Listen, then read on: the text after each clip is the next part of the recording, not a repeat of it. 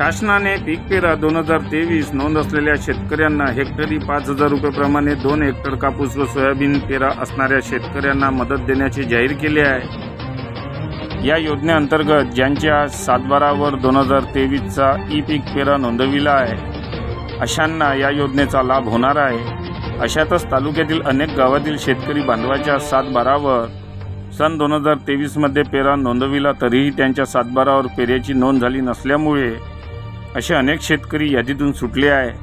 अशा लाभापासून वंचित शेतकऱ्यांना तातडीने समाविष्ट करून लाभ देण्यात यावा या आशयाचे निवेदन आज दिनांक 20 ऑगस्ट रोजी दुपारी अंदाजे 1 वाजता तहसीलदार अमित भोईटे यांच्यामार्फत शासनाला देण्यात आले।